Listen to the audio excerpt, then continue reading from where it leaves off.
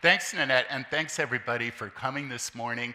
I always think when it's a beautiful day, it takes a little sacrifice to come inside into a dark auditorium to look at images, often of beautiful days. You'll see a lot of landscapes that show sunlit skies and sparkling weather. But I hope you'll be rewarded by some additional insight into the exhibition that has this long title, Beyond Impressionism, Paris, fin de siècle. I say Paris because fin de siècle means turn of the century, and then the featured artists, Signac, Redon, Toulouse-Lautrec, and their contemporaries. And Anne and I will both look at these and the many other artists that are in the exhibition. And we've organized our presentation so that I'll provide an introduction and talk about the first couple galleries. Then Anne will talk about the three major areas of the exhibition. And I'll wind up, and I'll actually show you, if you haven't seen it yet, the installation with the Beyoncé poster next to the Toulouse-Lautrec Revue Blanche. Can I ask, first of all, how many have already been into or have seen the exhibition? Oh, good, okay. So you'll be familiar with a lot of the images that we'll be showing, but hopefully we can flesh out some of these paintings and prints with additional information that you will find of interest.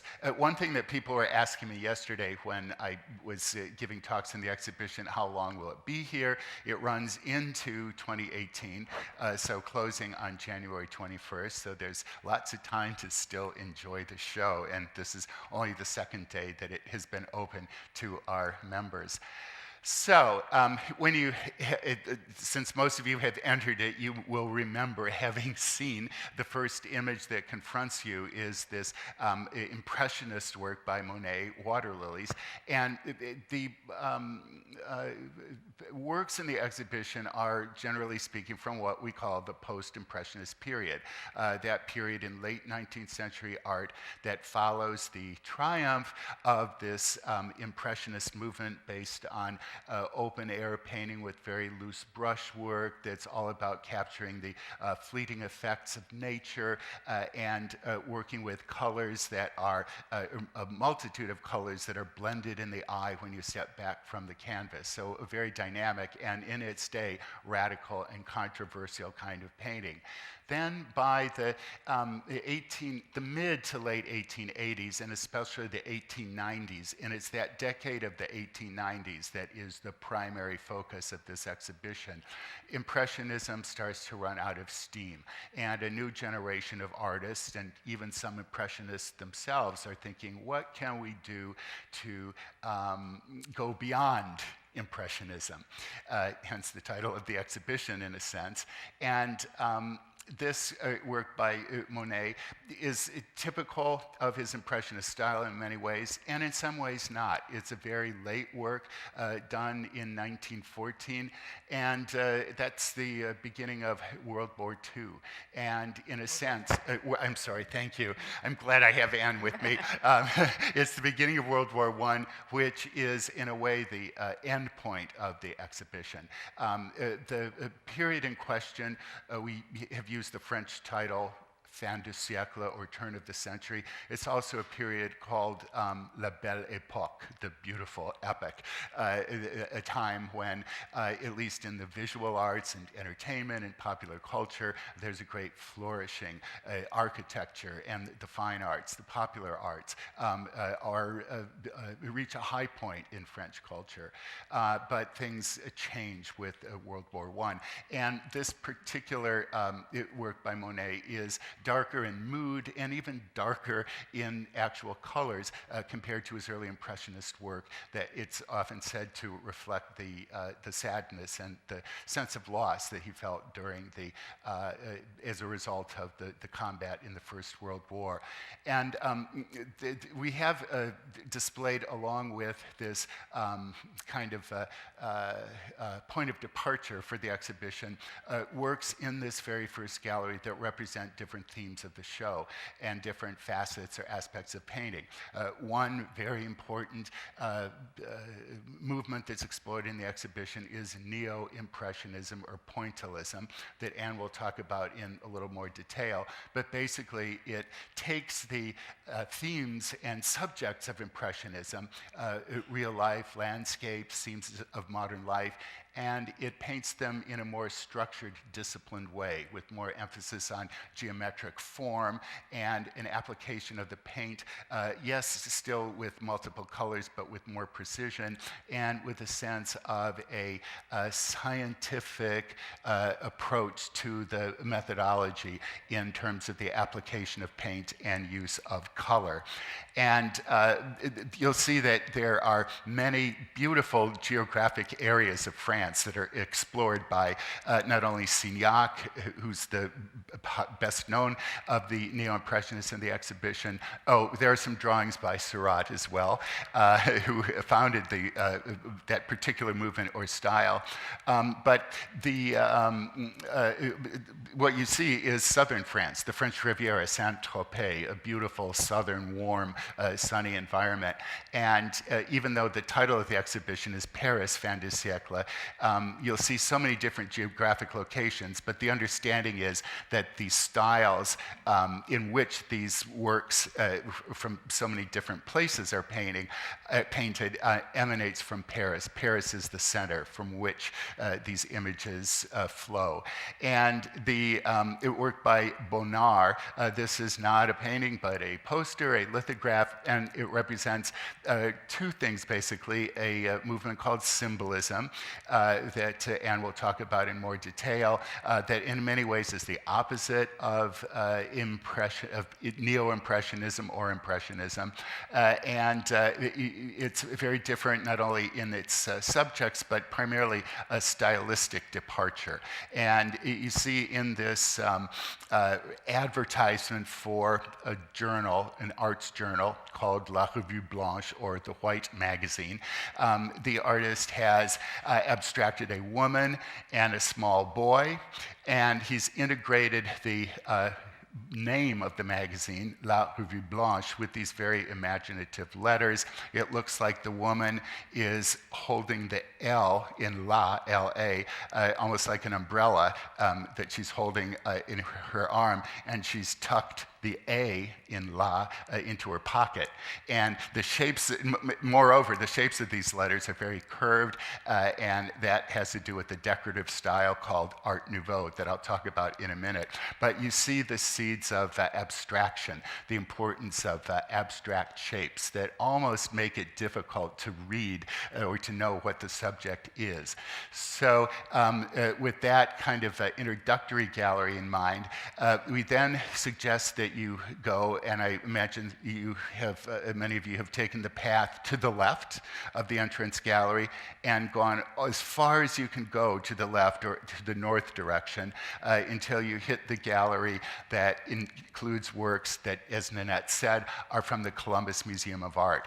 And something that you can't see in the exhibition, but which is nice that we can do with PowerPoint, is bring two paintings by Monet together, one in the entry gallery, the Water Lilies, with a favorite work in the permanent collection, Weeping Willow, that shows, like Water Lilies, the artist's home in Giverny.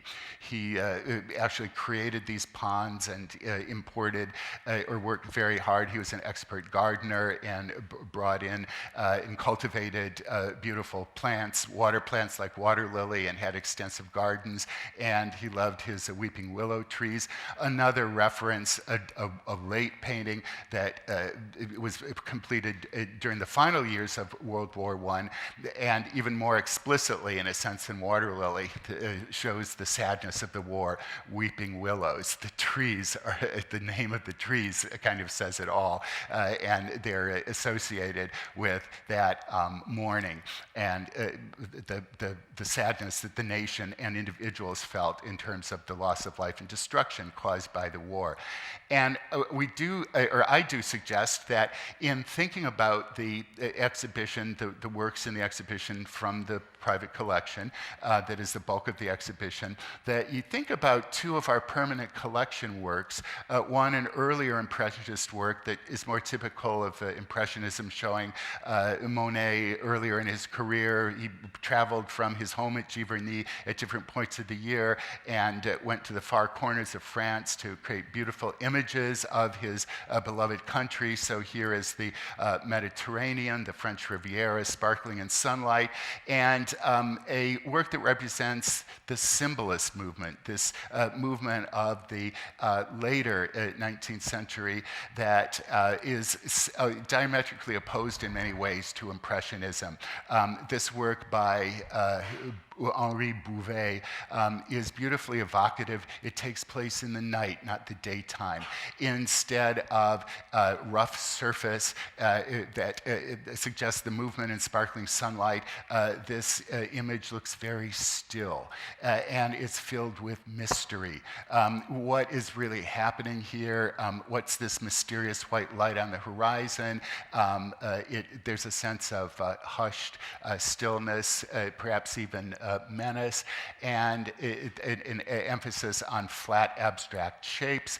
So it's a painting that in many ways is more modern than the approach taken by Monet in his view of a shoreline. This, by the way, is a shoreline in northern France. And then quickly, a couple other works in the exhibition.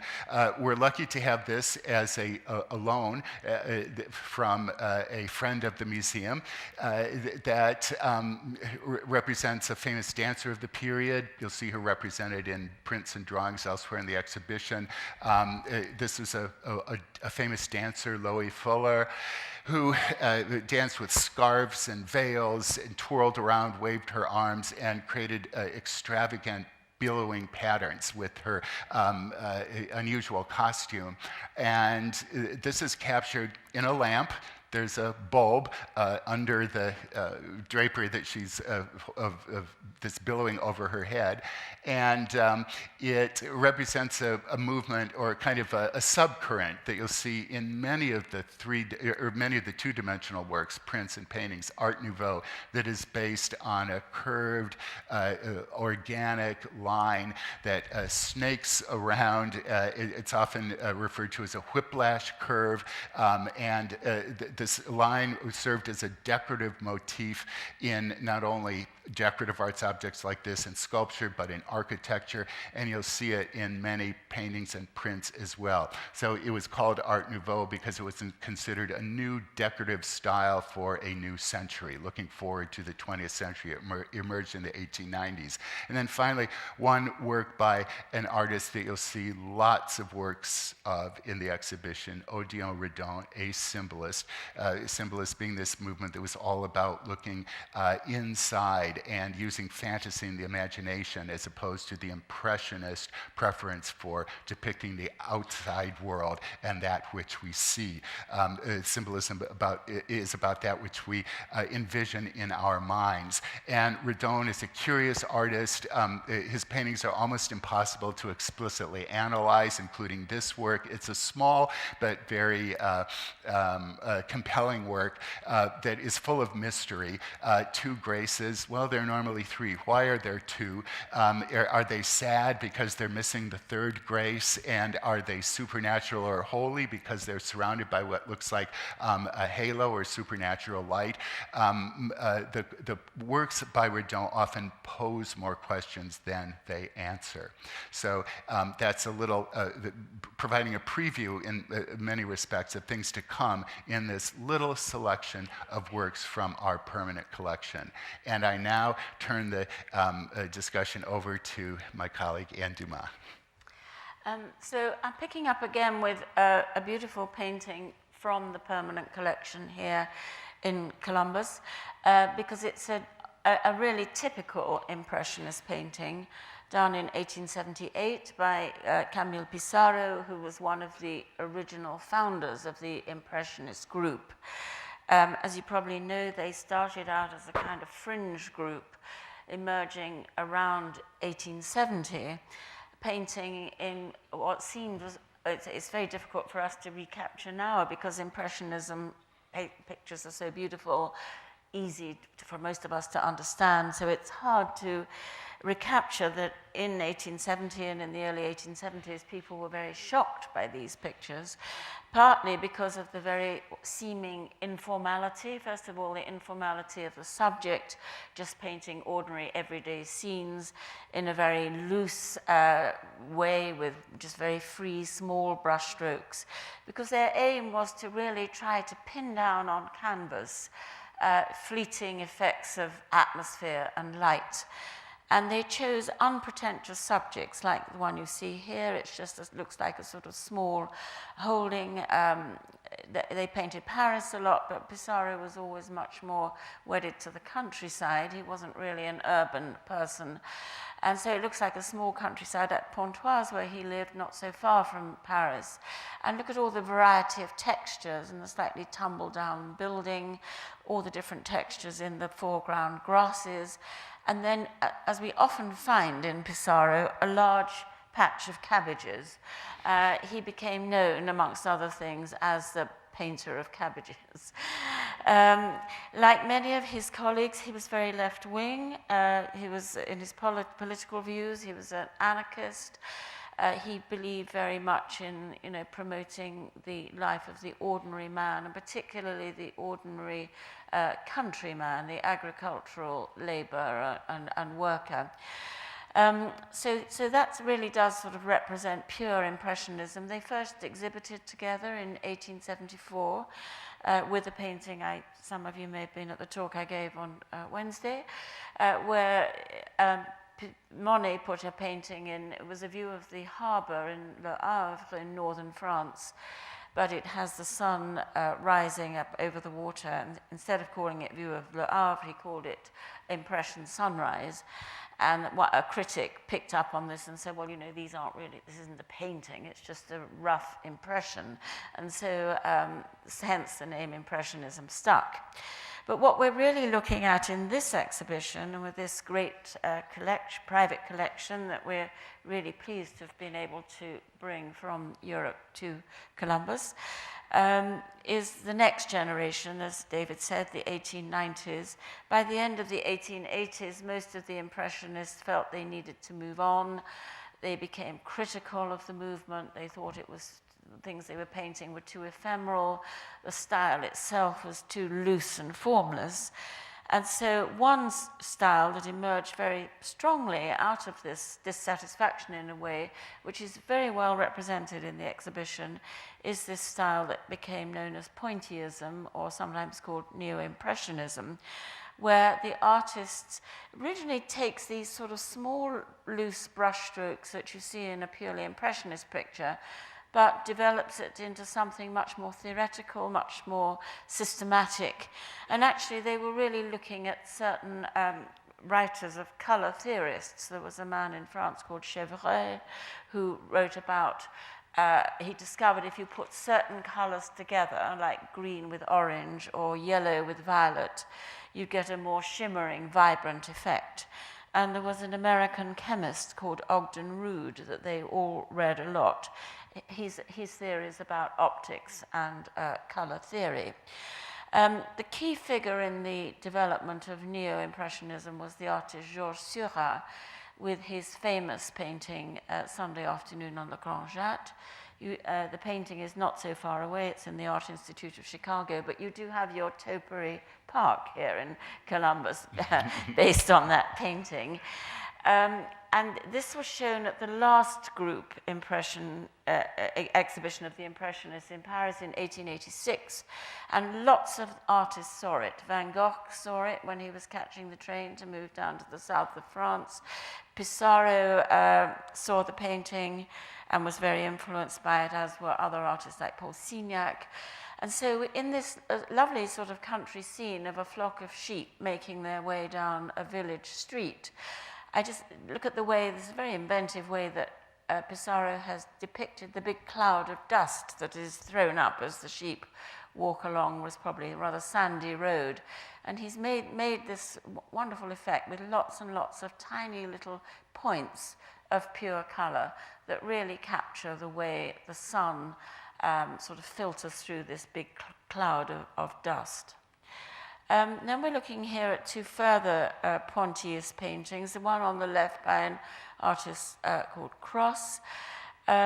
He began painting in a more purely Pointillist way with lots of small dots.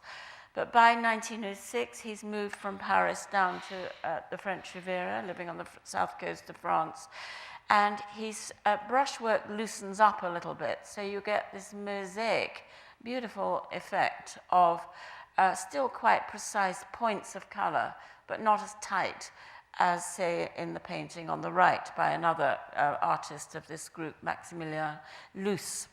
It's also important that the Cross painting was done in 1906, because as I expect many of you know, the year before, 1905, was when the style called Fauvism, led by Matisse, burst onto the Paris art scene.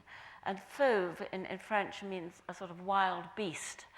And the critics are so astonished by the brilliance of color that Matisse and some of his followers like Denis were using that they called them wild beasts. So this is a very interesting painting in terms of this period, because in it Cross is combining a sort of advanced form of Pointillism with this very brilliant color.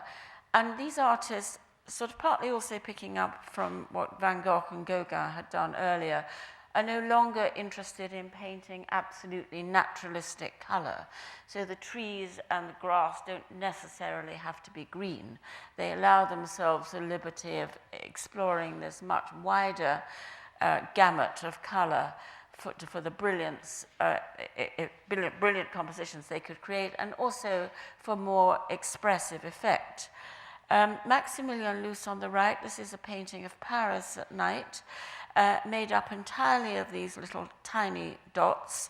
Again, he's interested in this particular night effect, and very beautiful, I think, the orange street lights. This is a bridge over the Seine, and remembering that electrical street lights were rather new at this time in Paris. And really one of the subjects that excited these artists was the new modern city of Paris.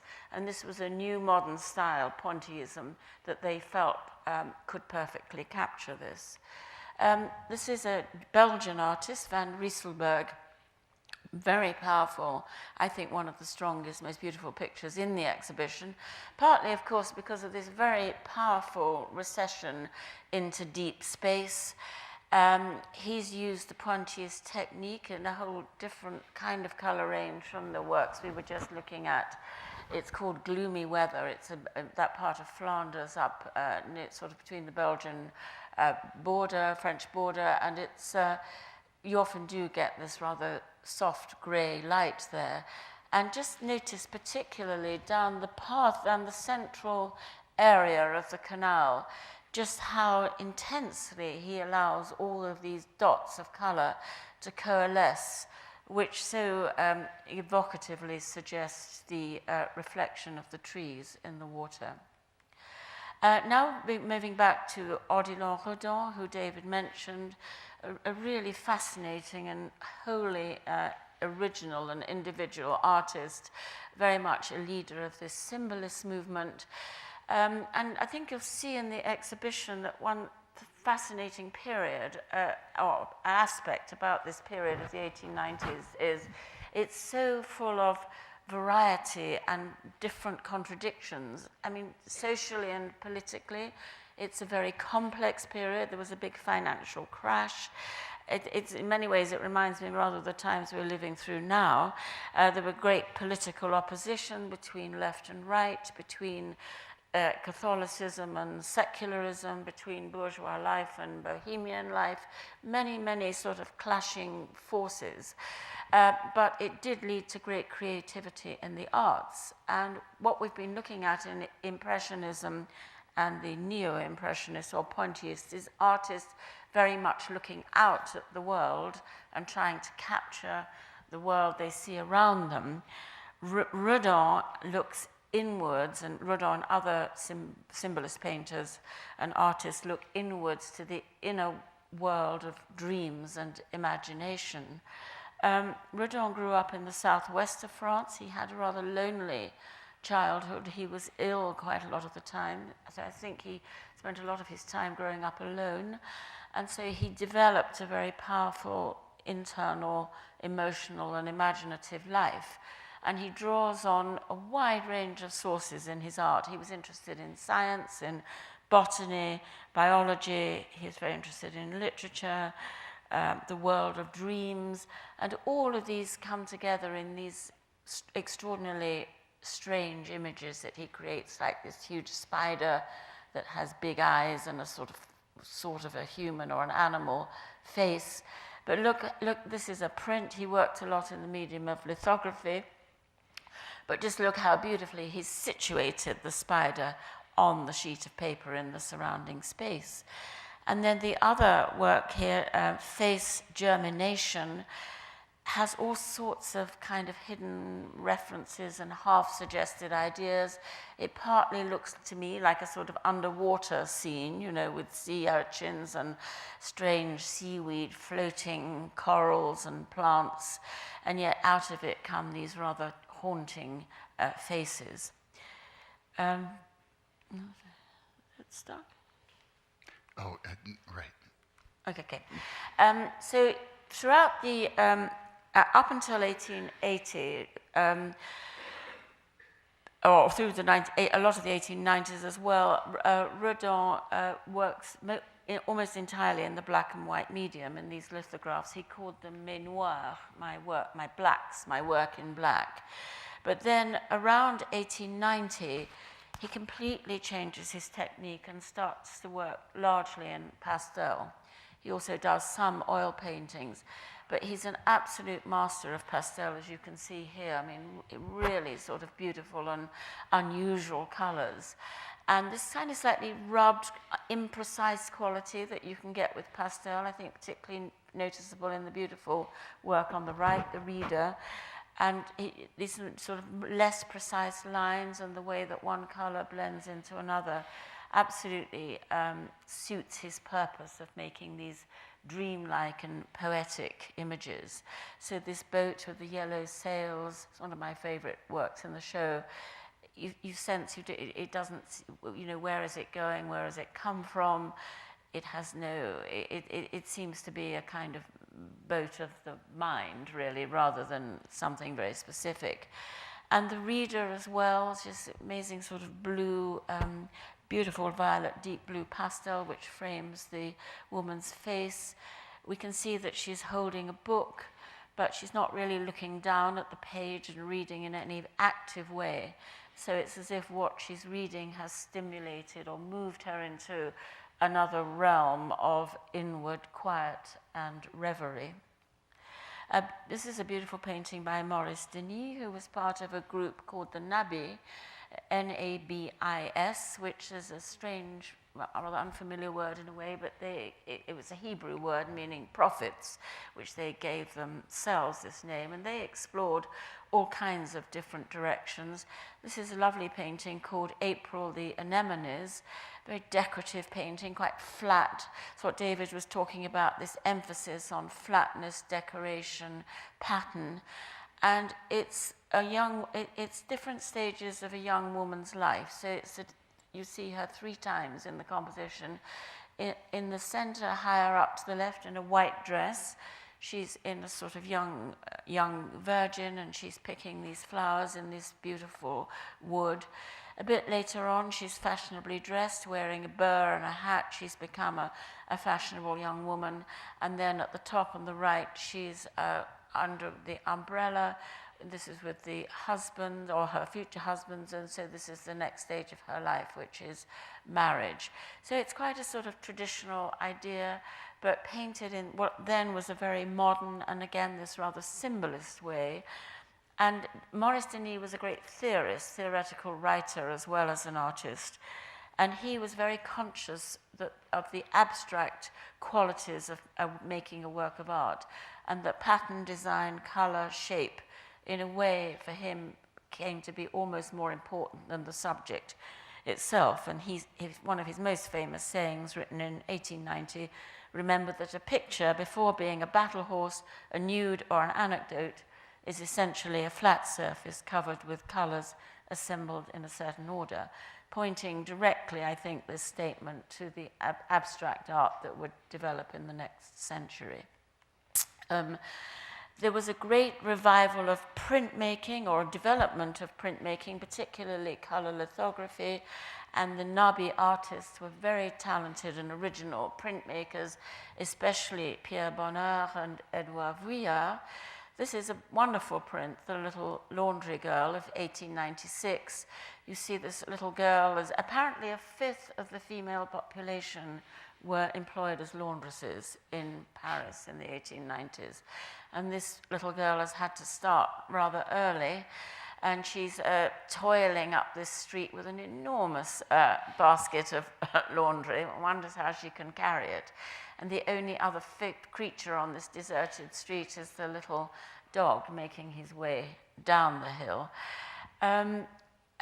Bonnard is looking at a number of sources in creating this kind of imagery.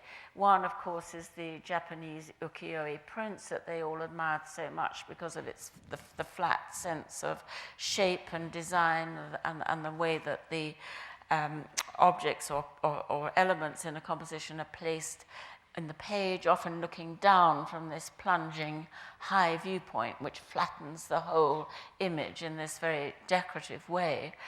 But he's also looking at a very popular form of entertainment in the nightclubs in Paris in the 1890s, called shadow play, when they would cut out shapes in zinc and project the silhouettes against the screen, these black abstract shapes. And one of the most famous clubs for shadow play entertainment was called the Black Cat, Le Chat Noir, and David will tell you a little bit more about that later. We have the whole series, all 12 impressions from one of Bonnard's most famous series of lithographic prints called Aspects of Paris Life. This is the title page here, where you see a young woman in a very fashionable hat. The words seem to be almost tumbling out of her mouth. And with this sort of scribbled effect in the background, you see a busy Paris street. And then there are two of the prints further along the wall, the opposite end from the title page, are Nocturnal Scenes. And I particularly like this one. It's a wet night in Paris. And you get this bold yellow light being projected from these big plate glass windows. And plate glass windows, which we're very used to as shop fronts now, were new in Paris at this time. And they're very caricatural, the figures. I think Bonnard had a lot of fun with this. You see the woman picking her way over the wet ground, and this tall man in profile, a rather seedy looking character, and a woman with a ribbon in her hair. Bonnard would set off early in the morning and walk around Pigalle, which is the area just south of Montmartre where he lived in Paris, make sketches, quick sketches in his notebook, and then go home and do much more careful preparatory drawings before finally making the lithographic prints.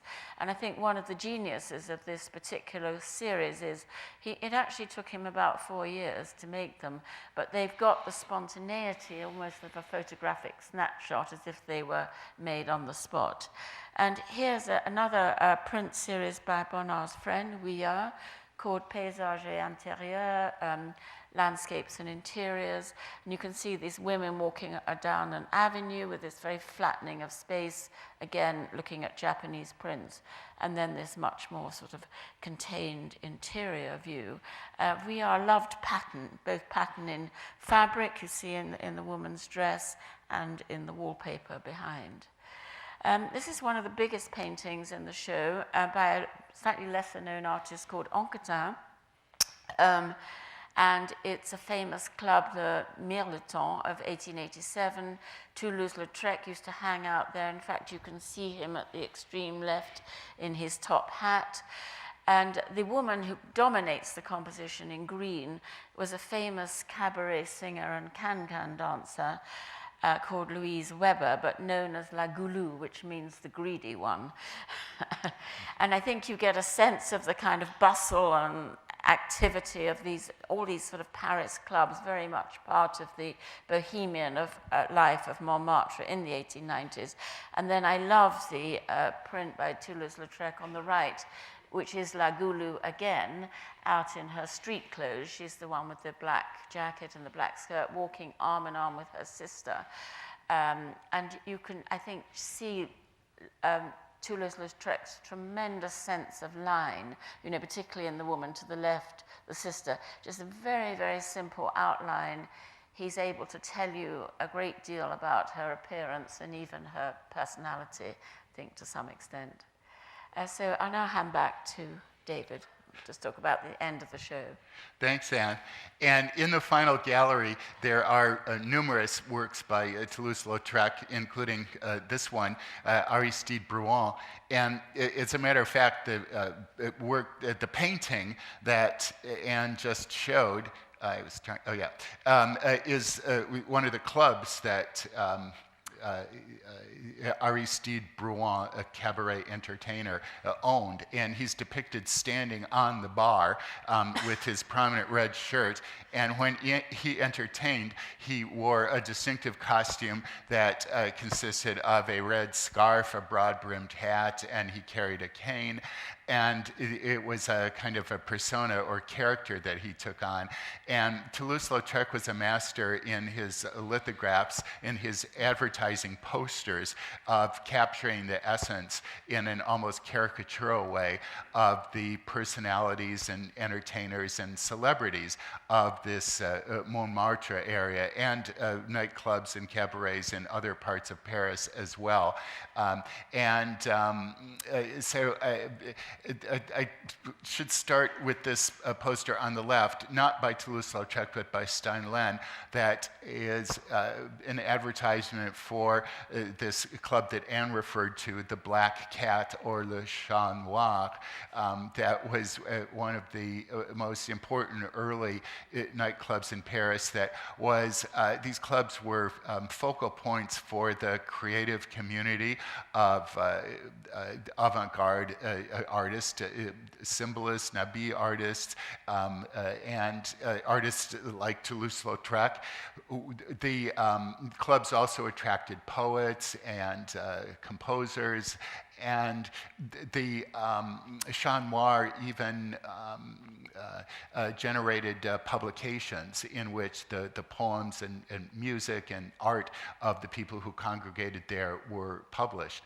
And it's got this really distinctive profile of a black cat that was not only an embodiment of the name of the club, but a kind of symbol of the subculture, or this, in French, it's called le demi-monde, this assemblage of bohemian, you might even call them countercultural people that were rebels against the conventions and norms of society.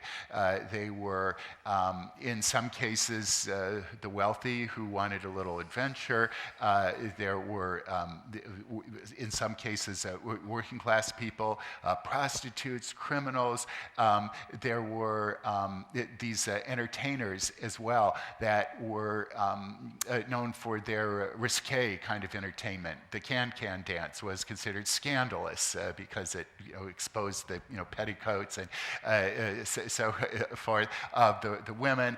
And Aristide Bruant himself was a teller of risque and raunchy stories and songs, and he was famous for insulting the customers of the establishments in which he performed, and the people that he insulted loved it because they were kind of a part of the act and it drew attention to them, and it was kind of an abrasive sense of offbeat humor.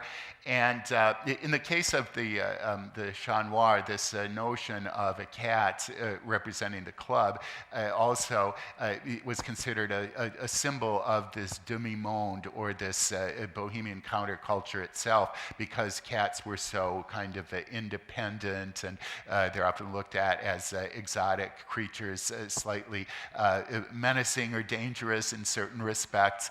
And the way in which the cat is depicted, like the silhouetted laundry girl that Anne talked about, is reminiscent of the shadow theater that was one of the important kinds of entertainment that one could see at the Chat Noir. And here's a poster, not in the exhibition, but just to indicate what this kind of shadow puppet theater was all about. So you see the silhouetted forms. These were flat forms that were on sticks that could move against lit backdrops, and they could be, they could tell elaborate stories or form very beautiful and extensive tableaux that people in the audience enjoyed looking at in the way that they would soon come to enjoy cinema. This is sometimes called a precursor or a forerunner of cinema, to look at a lit rectangle of space in a dark room. And so the art of advertising as we know it today, in terms of posters, billboards, the modern graphic design, you could say, and celebrity culture was born with posters like these, and especially the posters of Toulouse-Lautrec, who advertised and promoted through these images entertainers like La Goulue, or Aristide Bruant, or Jane Avril, or Yves Gilbert. These were dancers and singers, entertainers, storytellers, comedians that were local celebrities that were identified by the particular distinctive way in which Toulouse-Lautrec was able to portray them, using the aesthetics that were also seen in works by the symbolists, these broad, flat areas of color. So it was a very practical art form. It attracted the attention. It got the message across. It attracted people's attention, and it was also very avant-garde. And I just wanted to point out with a few closing slides the kinds of educational resources and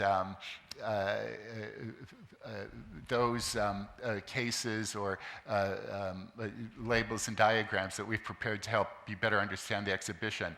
And as I mentioned earlier, the art is centered in Paris. That's the title of the exhibition, but so many, especially of these Neo-Impressionist paintings or Pointillist works, show views of areas outside of Paris, throughout France. There's so many works that show southern France. The show, as Nanette said in her introduction, started in Bilbao, the Guggenheim Bilbao in Spain, which is geographically quite close to this scene of Saint-Jean-Luz by the artist Lacombe, showing a sunset beach. You have Mont Saint-Michel, which is still a popular tourist destination today on the northern coast of France. And you have some views of England, and one of the views of Belgium, or Flanders, that Anne pointed out, is accompanied in the same gallery by a windmill by the same artist, Van Rijsselberg, that also shows a view of Flanders, or roughly speaking, northern Belgium. So I think you can enjoy looking at the map in relationship to the paintings that you can see in the gallery in which it's located. And then we show the materials that were used in printmaking, in lithography, the preferred medium of Toulouse-Lautrec, and there are many woodblock prints as well, so you can see the materials and read about the techniques involved in the creation of those media. And then Nanette did talk about my idea of reinforcing and driving home the point that the works by Toulouse-Lautrec were meant for the very practical commercial reason of advertising clubs and entertainers and celebrities. And rather than being framed on museum or gallery walls. They were originally plastered on cement or brick walls of buildings or in round kiosks that you still see in Paris today, these round kind of column-like structures that are covered with posters and pictures. So a very simple composition where lettering is integrated following the aesthetics of good graphic design to convey the message. And so here's another poster by Toulouse-Lautrec. This is from our permanent collection, and there's one from the private collection in the adjacent gallery as well, both showing this advertisement for the Revue Blanche and featuring as the central image the wife of the editor of the magazine, who was a very fashionable lady. Misia Nathanson is her name, but she's used as the emblem, the visual image to help sell the magazine, the so-called white magazine. And we also, Nanette referred to the selfie station where you can try on costumes and take your picture in front of a blow-up of one of the lithographs by Bonnard. And there's a mirror and a screen that I'm sure many of you saw that allows you, if you send your selfie to your Instagram or Twitter account, it will appear on the screen in that education space and on your own Twitter or Instagram account. And then I did want to conclude by calling your attention to some of the other programs in the course of the exhibition. Unfortunately, we have to say goodbye to Anne after Sunday. She returns to England, but I will be giving alone, without the help of Anne, a survey or overview of the exhibition. It'll be a little different than the presentation today, and that's Wednesday at 2 on October 18th. Then, what I'm really excited about, there's a tour in French of the exhibit, entirely in French, given by a native French-speaking docent. She's a francophonic woman, a French-speaking woman from Belgium, who gave a wonderful tour on Bastille Day this summer. And so she will go through the exhibition on November 14th. Then on the 18th of November, Coffee with the Curator, I'll be offering a more behind-the-scenes insider's view of the making of the exhibition. And then finally, a dinner on December 5th, and you can find out about any of these programs on the website or in the Member Magazine Connect, where we'll have our caterer, Cameron Mitchell, who runs the restaurant, prepare a special meal of the finest in French cuisine that will be accompanied by some commentary by yours truly between the courses, and then you'll have a private viewing of the exhibition after the dinner. In January. We don't know the exact date. It's something. Yeah. We'll have the curator, the curator who is responsible really for the installation of the exhibition in Guggenheim, Bilbao, and who is the principal editor and an important author of the catalog, Vivian Green, a curator at the Guggenheim, who will be lecturing in January, a date to be determined. Thank you. Thanks.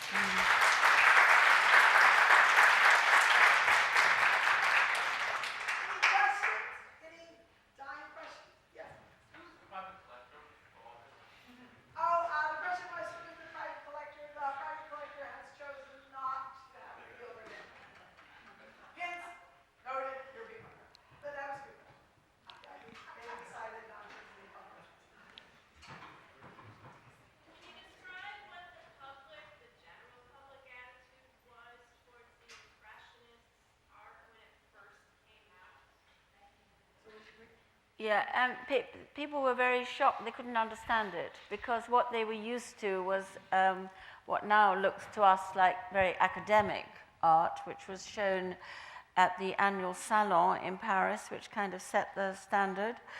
And there, the subjects were, you know, a big important scene from history, for example, or a biblical subject, or a subject that was meant to be elevating in some way.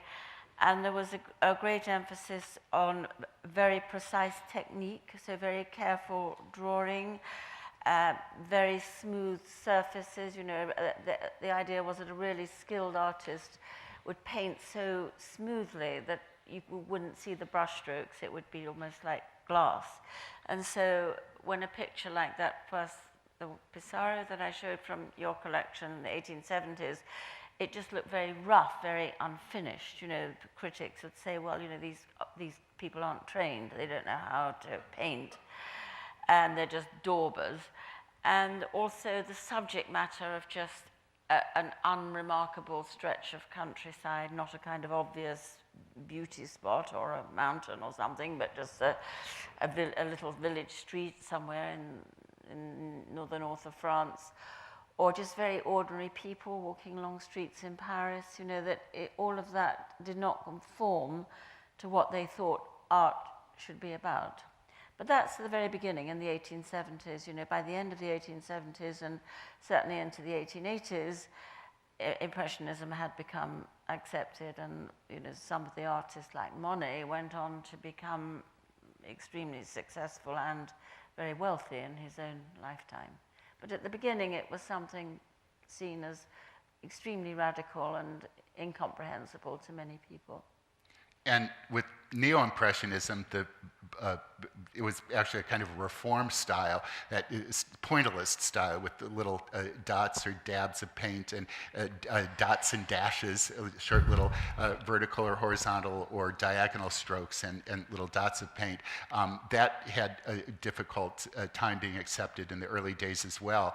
And the Belgian Neo-Impressionists that we have in the show, Van Rijsselberg, was one of a school or a group of Belgian Neo-Impressionists who faced a lot of hostility at first. They were called the Bubonists, or they were connected with the bubonic plague, because it was thought that the little specks on the skin that were the first sign of the bubonic plague were like the dots of Neo-Impressionism, and it was said to be a disease spread by the French that was infecting Belgian painting. But eventually it came to be much better accepted and appreciated. Thank you, first of all, for bringing us on this. Could you talk about how the grading one, how did that come to? Sorry, how the what went to the... La Goulue. Lagu.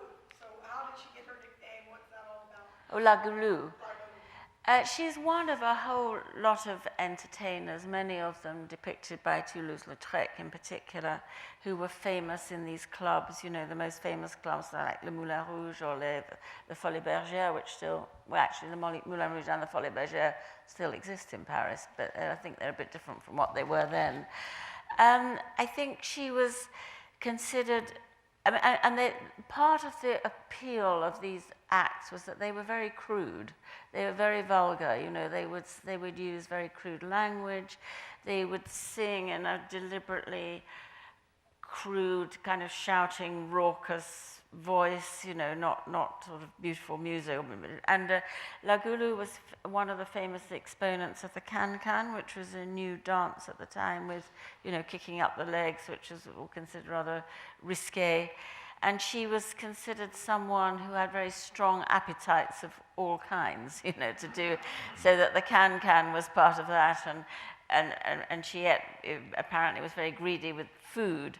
But a lot of these people had slightly derogatory nicknames, you know, things that sort of there's another poster, is it May Milton? Is that by Lautrec? It is, I think, of another of these singers in a sort of simple white dress. And she used to dress like a baby and for her performances, and try to sort of sing like a baby, you know. So it's kind of slightly loose stuff all the time. One more, yes. Can you talk about how these movements and styles were reflected or not accepted in broader Europe and other places, the United States, falling into Art Nouveau? Yeah. Yes. No, I mean, I think Paris throughout the 19th century, and actually really up, beyond that, through to the 1920s and so on, really was the world capital of the arts. Later on in the 20th century, it shifted to New York. But for a long time, Paris was the capital of the arts, and it certainly was at this time in the 1890s. So young artists from all over Europe, and indeed from the United States, it was always their goal to get to Paris and, mingle with the artistic scene in Paris and sometimes attend art schools there. So I think what we're looking at in this exhibition is where a lot of these movements originated, because Paris was the center. But there's no question that partly because it was also very international, with all these people, artists coming from everywhere, it spread out. And so Mucha's a very good example. And as you know, he's a Czech artist, sort of part of international Art Nouveau. He also, like Lautrec, was a great poster designer. And he spent time in Paris in the 1890s. And then if you look to other countries, Austria, Vienna had their own, it was called the Vienna Secession, slightly different looks and rather more sort of geometric. We think of an artist like Klimt, great Viennese artist. And especially in Belgium and Germany and sort of more northern European, in Norway you have Munch, who's very much a psychologically driven artist looking in. So it's a very, very rich and complex period. But I think certain kind of quite strong strands, the symbolism, the introspection, the idea of suggesting and evoking rather than describing, are kind of big ideas that stretch over the whole thing. But there are many, it isn't just France by any means, and in America there are examples too.